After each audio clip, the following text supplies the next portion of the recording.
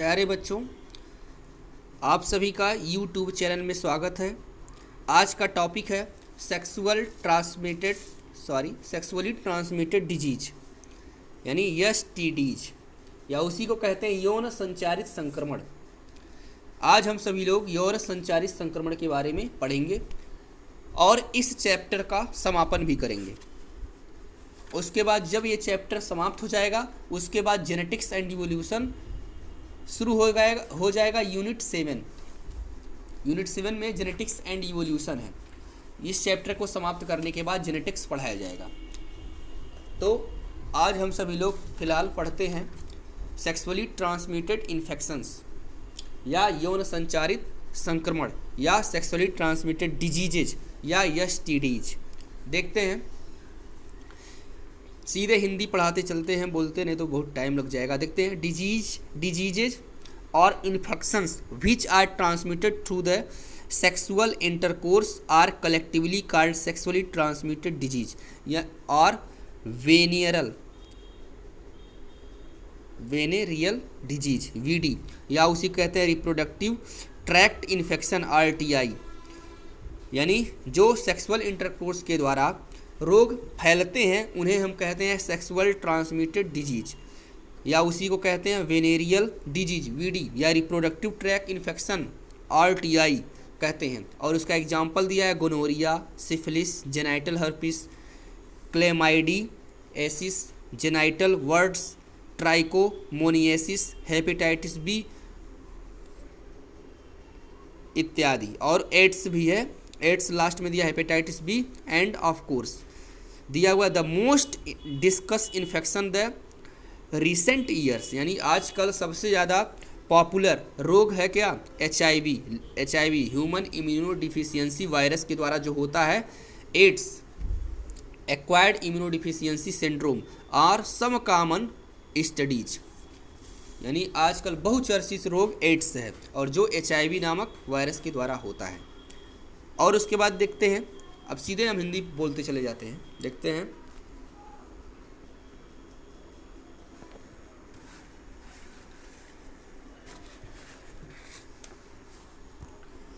एक बार फिर से देखते हैं, कोई भी रोग या संक्रमण जो मैथुन द्वारा संचरित होते हैं और उन्हें सामूहिक तौर पर यौन संक्रमित संक्रमण यानी एसटीआई या रजित रोग या वीडी अथवा जनन मार्ग आरटीआई संक्रमण कहा जाता है। जैसे सुजाक है, गोनोरिया इसको कहते हैं, सिफिलिस, हर्पिस, जननिंग परिसर्प, जेनाइटल हर्पिस जिसको कहते हैं, क्लेमाइडिया, ट्राइकोमोनास, लैंगिक मत्स्य, यकृत शोथ बी और हाल ही में सर्वाधिक चर्चित एवं घातक एचआईवी, एड्स आदि सामान्य रोग संचारित रोग हैं। इन सब के साथ एचआईवी संक्रमण सर्वाधिक खतरनाक है। इसके बारे में पुस्तक के 8वें अध्याय में विस्तार से चर्चा की गई है। अब उसके बाद हम सभी लोग देखते हैं इनमें से कुछ संक्रमण जैसे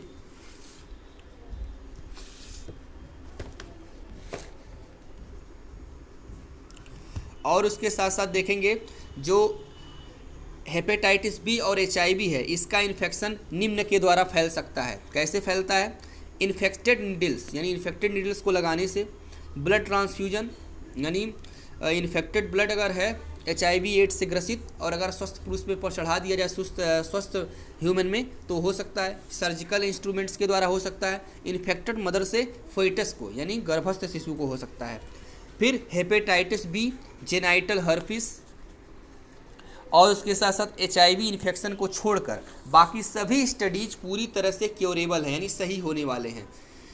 यानी हेपेटाइटिस बी, जेनाइटल हर्पिस और एचआईवी इन्फेक्शन को छोड़कर बाकी सभी स्टडीज पूरी तरह से सही होने वाले हैं, बशर्ते इन्हें शुरुआती अवस्था में पहचानना एवं प्रॉपरली ट्रीट किया जाए। फिर उसके बाद है, इन सभी रोगों के ईयरली सिम्टम्स बहुत ही मामूली होते हैं। जैसे जेनाइटल रीजन में ईचिंग यानी खजुलाहट होगा, फ्लूइड डिस्चार्ज एंड हल्का पेन होगा और उसके बाद सूजन स्वेलिंग हो जाएगी। फिर लिखा हुआ इन्फेक्टेड फीमेल्स प्रायः एसिम्प्टोमेटिक रहती है तथा लंबे समय तक उसका पता नहीं चलता है, यानी सिम्टम्स जो होता है वो काफ़ी लंबे समय तक पता नहीं चलता। इन्फेक्टेड पर्सन का समय पर पता तथा प्रॉपर ट्रीटमेंट न मिलने से निम्न कारण है। पहला क्या है? इन्फेक्शन की शुरुआती अवस्था में लक्षण का नज़र न आना, absent होना या लेस सिग्निफिकेंट होना, और STI से जुड़े सामाजिक कलंक यानी सोशल स्टिग्मा का डर। इन सभी के कारण क्या होता है, जो सेक्सुअल ट्रांसमिटेड डिजीज है उनका क्योर नहीं हो पाता है, देखभाल नहीं हो पाता। इसके फलस्वरूप आगे चल कर के निम्न कॉम्प्लिकेशन हो सकते हैं, जैसे पेल्विक इन्फ्लेमेटरी डिजीज PID, और उसके साथ साथ अबॉर्शन, स्टिल बर्थ यानी जल्दी जन्म, एक्टोपिक प्रेगनेंसी, इनफर्टिलिटी तथा कैंसर ऑफ रिप्रोडक्टिव ट्रैक, और रिप्रोडक्टिव ट्रैक में कैंसर हो सकता है। STIs एक हेल्दी सोसाइटी के लिए खतरा है, इसलिए रिप्रोडक्टिव हेल्थ केयर प्रोग्राम के अंतर्गत इन बीमारियों के प्रिवेंशन या ईयरली डिटेक्शन तथा क्योर को प्राथमिकता दी गई है। वैसे तो सभी लोग इन इन्फेक्शंस के प्रति अति संवेदनशील होते हैं, लेकिन 15 से 24 वर्ष जिसमें आप सभी आते हैं, ये रोग बहुत अधिक संख्या में रिपोर्ट किए गए हैं। यानी जितने भी सेक्सुअल ट्रांसमिटेड डिजीज हैं वो 15 से 24 वर्ष की आयु में अधिक होते हैं। तो इसमें लिखा हुआ है घबराने की बात नहीं है, क्योंकि इनका प्रिवेंशन संभव है। लिखा हुआ है आप इन इन्फेक्शन से पूरी तरह फ्री रह सकते हैं, बशर्ते आपको निम्न सिंपल प्रिंसिपल का पालन करना पड़ेगा। कौन कौन से हैं पालन करना है? और एक मेनली किसके लिए है? एडोलेसेंस स्टेज में रहने वाले बच्चों के लिए, यानी 15 से 24। देखते हैं, वैसे एडोलेसेंस तो टीनेजर्स के लिए कहते हैं 19 तक, लेकिन यहाँ पर 15 से 24 तक के बच्चों को अधिक देखभाल करना होगा इन सभी चीज़ों से, नहीं तो स्टडीज होने के खतरे हो सकते हैं। तो क्या है लिखा हुआ है, आप इन इन्फेक्शन से पूरी तरह फ्री रह सकते हैं, बशर्ते आपको निम्न प्रिंसिपल का पालन करना होगा, निम्न नियमों का पालन करना होगा। पहला क्या है? किसी अननोन पार्टनर या मल्टीपल पार्टनर के साथ सेक्स ना करें। मैथुन के समय सदैव कंडोम्स का उपयोग करें। यदि डाउट या संदेह हो, तुरंत ईयरली डिटेक्शन के लिए डॉक्टर से मिलें और डिजीज को डायग्नोज होने पर पूरा ट्रीटमेंट कराएं। ये 3 पॉइंट यहाँ पर आप सभी को दिख रहा है।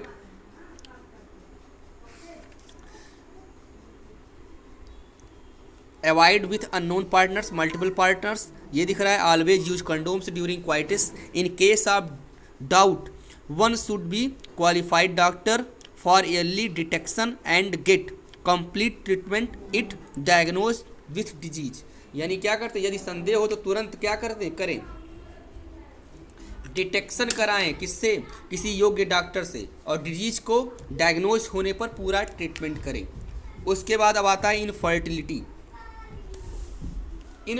या इसी को कहते हैं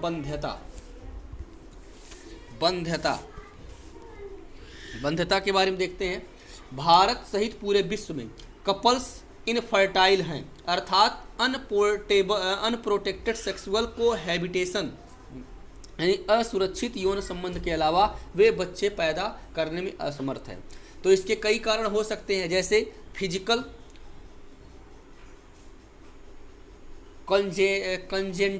कंजेंटल, उसके बाद कंजेंटल के बाद डिजीज या ड्रग्स या इम्यूनोलॉजिकल या फिर साइकोलॉजिकल, ये सभी कारण हो सकते हैं इनफर्टिलिटी के। यानी इनफर्टिलिटी के कारण क्या? बंध्यता के बारे में चर्चा किए बिना जनन स्वास्थ्य पर चर्चा अधूरी है। भारत सहित पूरी दुनिया में बहुत से दंपति बंध हैं, अर्थात उन्मुक्त या असुरक्षित सहवास के बावजूद वे बच्चा पैदा कर पाने में असमर्थ होते हैं। इसके अनेक कारण हो सकते हैं, जो कि शारीरिक, जन्मजात, रोगजन्य, औषधिक या प्रतिरक्षात्मक, और यहाँ तक कि वे मनोवैज्ञानिक भी हो सकते हैं। भारतवर्ष में प्रायः दंपतियों में बच्चा न होने का दोष स्त्रियों को ही दिया जाता है, जबकि प्रायः ऐसा नहीं होता। यह समस्या पुरुष साथी में भी हो सकती है। विशिष्ट स्वास्थ्य सेवा इकाइयाँ, बंध्यता क्लिनिक आदि नैदानिक जांच में सहायक हो सकती हैं, और इनमें से कुछ विकारों का उपचार उनके दंपतियों को बच्चा पैदा करने में मदद दे सकती है। फिर भी जहां ऐसे दोषों को ठीक करना संभव नहीं है वहां कुछ विशेष तकनीकों द्वारा बच्चा पैदा करने में मदद की जा सकती है। ये तकनीकें सहायक जन्म प्रौद्योगिकी ART कहलाती है। एक बार फिर से देख लेंगे। इंडिया में प्रायः बच्चा पैदा ना होने पर में फीमेल को दोष दिया जाता है, ब्लेम दिया जाता है, जबकि प्रायः ऐसा नहीं होता। यह समस्या मेल पार्टनर में भी हो सकती है। स्पेशलाइज्ड हेल्थ केयर यूनिट्स यानी इनफर्टिलिटी क्लिनिक्स के द्वारा डायग्नोसिस में सहायता मिल सकती है तथा कुछ डिसऑर्डर्स को ट्रीट करके कपल्स को बच्चा पैदा करने में सहायक करते हैं। अगर ये डिसऑर्डर को ठीक करना पॉसिबल ना हो तो स्पेशल टेक्निक यानी असिस्टेड रिप्रोडक्टिव टेक्नोलॉजीज यानी ART के द्वारा बच्चा पैदा किए जा सकते हैं। तो कैसे किए जाते हैं वो सभी लोग देखते हैं, इन विट्रो फर्टिलाइजेशन यानी IVF द्वारा। ठीक है, IVF इन विट्रो होता है, इन वायवो होता है। इन वायवो मानी क्या होता है, विद इन सेल यानी कोशिका के अंदर अगर कराया जाए, किसी बॉडी के अंदर कराया तो उसे इन विवो कहते हैं। और अगर बॉडी से बाहर यानी कोशिका से बाहर अगर कोई प्रक्रिया कराया जाए तो उसे इन विट्रो कहते हैं, यानी इन विट्रो कहते हैं। तो यहाँ पर इन विट्रो फर्टिलाइजेशन के द्वारा हम क्या कर सकते हैं, किसी भी इनफर्टाइल को हम फर्टाइल में बदल सकते हैं, या बच्चा ना होने को हम क्या कर सकते हैं, बच्चा उत्पन्न करा सकते हैं इन विट्रो फर्टिलाइजेशन के द्वारा। तो देखते हैं इसमें इन विट्रो फर्टिलाइजेशन बॉडी के बाहर लगभग शरीर के अंदर जैसी सिमिलर कंडीशन में फर्टिलाइजेशन कराने के फलस्वरूप एम्ब्रियो ट्रांसफ़र करते हैं। इस मेथड को टेस्ट ट्यूब बेबी प्रोग्राम के नाम से भी जाना जाता है। यानी क्या करते हैं, मेल का स्पर्म और फीमेल का ओवम निकाल करके टेस्ट ट्यूब में ले करके उसमें निषेचन की प्रक्रिया करा ली जाए और कराने के बाद फिर क्या किया जाए, उसे यूट्रस में ट्रांसफ़र कर दिया जाए। ये पूरी प्रक्रिया क्या कहलाती है, टेस्ट ट्यूब बेबी कहलाती है, या और आजकल इसे टेस्ट ट्यूब बेबी प्रोग्राम के नाम से भी जानते हैं। अब देखते हैं इसमें वाइफ डोनर फीमेल से ओवा तथा हस्बैंड के डोनर मेल से स्पर्म को एकत्र कर लैब में सिमुलेटेड कंडीशन में जाइगोट बनने को इंड्यूस किया जाता है, यानी जाइगोट बना लिया जाता है। फिर जाइगोट का क्या किया जाता है, जाइगोट को 8 सेल्ड स्टेज में यानी 8 ब्लास्टोमियर में फैलोपियन ट्यूब में ट्रांसफ़र कर देते हैं। इस प्रक्रिया को हम क्या कहते हैं, जिफ्ट कहते हैं, ZIFT, या उसी को कहते हैं जाइगोट इंट्राफैलोपियन ट्रांसफ़र। यानी जाइगोट बनाने के बाद यानी मेल और फीमेल, मेल का स्पर्म और फीमेल का ओवा टेस्ट ट्यूब में हम क्या करते हैं, निषेचित कर लेते हैं। जाइगोट जब बन जाता है, जाइगोट किस स्टेज में रहता है, 8 सेल्ड स्टेज में रहता है, यानी ब्लास्टोमियर स्टेज में रहता है। उसे हम क्या करते हैं, ले करके फैलोपियन ट्यूब में ट्रांसफ़र कर देते हैं। यह पूरी प्रक्रिया कहलाती है, जिफ्ट कहलाती है, ZIFT, या उसी को कहते हैं जाइगोट इंट्राफैलोपियन ट्रांसफ़र, यानी जाइगोट को इंट्राफैलोपियन में ट्रांसफ़र कर दिया गया। अब उसके बाद देखते हैं, अगर 8 से अधिक ब्लास्टोमियर वाले एम्ब्रियो हो, यानी 8 से अधिक अगर हो गया है जाइगोट में 8 से अधिक कोशिकाओं का निर्माण हो गया है, या ब्लास्टोमियर 8 से अधिक स्टेज में है, तब क्या करते हैं, 8 से अधिक ब्लास्टोमियर वाले एम्ब्रियो को यूट्रस में ट्रांसफ़र करते हैं। क्योंकि आप सभी को पता है कि development of embryo fallopian tube में निषेचन होने के बाद वहीं शुरू हुआ, धीरे धीरे लुढ़कते हुए कहाँ थे, यूट्रस में आते हैं, और यूट्रस में आकर क्या होते हैं, एंडोमेट्रियम की वॉल से चिपक जाते हैं। इसे इम्प्लांटेशन कहा गया था। और होता क्या है, जब 8 से अधिक ब्लास्टोमियर हो जाते हैं जाइगोट में, तब उसे हम क्या करते हैं, इसमें आते हैं, इसमें देखते हैं, उसी में चल रहे थे, इन विट्रो फर्टिलाइजेशन में चल रहा है, जिफ्ट हो गया,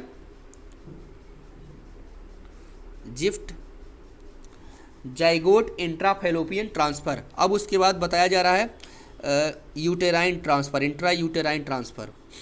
इंट्रा यूटेराइन ट्रांसफ़र में क्या होता है, जब 8 से अधिक ब्लास्टोमियर होते हैं एम्ब्रियो में, तब उसे क्या करते हैं, हम यूट्रस में ट्रांसफ़र करते हैं, जो कि IUT या उसी को इंट्रा यूटेराइन ट्रांसफ़र कहा जाता है। अब उसके बाद देखते हैं, ऐसी फीमेल जो गर्भ धारण नहीं कर सकती, उनमें इन वीवो फर्टिलाइजेशन द्वारा बने एम्ब्रियो को भी ट्रांसफ़र के लिए यूज किया जा सकता है। फीमेल के अंदर गैमीट्स के फ्यूजन को इन वीवो फर्टिलाइजेशन कहते हैं, यानी फीमेल के अंदर अगर गैमीट का फर्टिलाइजेशन या फ्यूजन हो रहा है तो उसे इन वीवो फर्टिलाइजेशन कहते हैं। और अगर टेस्ट ट्यूब में कराया जा रहा है तो उसे इन विट्रो कहते हैं, पहले ही बताया जा चुका है, बता दें। अब उसके बाद देखते हैं गिफ्ट, या उसी कहते हैं, हाँ गिफ्ट, GIFT, जिफ्ट हो गया, जिफ्ट के बाद अब गिफ्ट है, GIFT, यानी गैमीट इंट्राफैलोपियन ट्रांसफ़र, इसका प्रयोग ऐसी फीमेल में करते हैं जो ओवम नहीं प्रोड्यूस करती लेकिन फर्टिलाइजेशन तथा एम्ब्रियो डेवलपमेंट के लिए सूटेबल वातावरण प्रदान करती है। तो गिफ्ट में क्या करते हैं, डोनर फीमेल से ओवम को निकालकर इच्छुक फीमेल के फैलोपियन ट्यूब में ट्रांसफ़र करते हैं। यानी डोनर फीमेल से ले लेते हैं ओवम को ले करके इच्छुक फीमेल के फैलोपियन ट्यूब में ट्रांसफ़र करते हैं। उसके बाद क्या होता है, इंट्रासाइटोप्लाज्मिक स्पर्म इंजेक्शन यानी ICSI के द्वारा लैब में एम्ब्रियो बनाने का एक ऐसा स्पेशलाइज्ड प्रोसीजर है। इसमें स्पर्म को डायरेक्टली ओवम में इंजेक्ट किया जाता है। यानी डायरेक्टली स्पर्म को ओवम में इंजेक्ट करने की प्रक्रिया को क्या कहते हैं, इंट्रासाइटोप्लाज्मिक स्पर्म इंजेक्शन कहते हैं, ICSI। अब उसके बाद देखते हैं नेक्स्ट, आर्टिफिशियल इंसेमिनेशन टेक्निक। इसमें क्या होता है, इसका प्रयोग ऐसे इनफर्टाइल केस में करते हैं जहां मेल पार्टनर फीमेल को इंसेमिनेट नहीं कर सकते या इजैकुलेट में स्पर्म की संख्या बहुत कम होती है। तो क्या करते हैं, आर्टिफिशियल इंसेमिनेशन में हस्बैंड या हेल्दी डोनर के स्पर्म एकत्र कर फीमेल की वैजाइना या यूट्रस में, इंट्रायूटेराइन इंसेमिनेशन कहते हैं इसको। यानी हस्बैंड के हेल्दी डोनर का जो स्पर्म होता है उसे एकत्र करके फीमेल की वैजाइना या यूट्रस में आर्टिफिशियली इंट्रोड्यूस किया जाता है। यद्यपि कई ऑप्शन उपस्थित है किंतु इन सभी टेक्निक्स में स्पेशलाइज्ड प्रोफेशनल्स द्वारा या एक्सट्रीमली हाई प्रिकॉशन द्वारा हैंडलिंग की आवश्यकता होती है तथा ये बहुत महंगी एक्सपेंसिव होती है। ये सुविधाएं कुछ सिटीज़ में भी उपलब्ध है तथा इनका लाभ केवल सीमित लोग ही उठा पाते हैं। इन मेथड्स को अपनाने में emotional, religions and social factors भी काफ़ी निर्धारण होते हैं।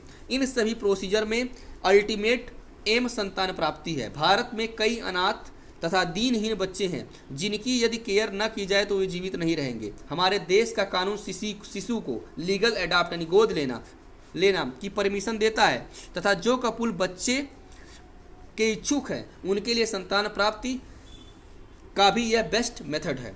इस प्रकार रिप्रोडक्टिव हेल्थ का चैप्टर समाप्त हुआ। अब नेक्स्ट टॉपिक हम सभी को पढ़ाएंगे, नेक्स्ट चैप्टर जेनेटिक्स। तब तक के लिए थैंक यू।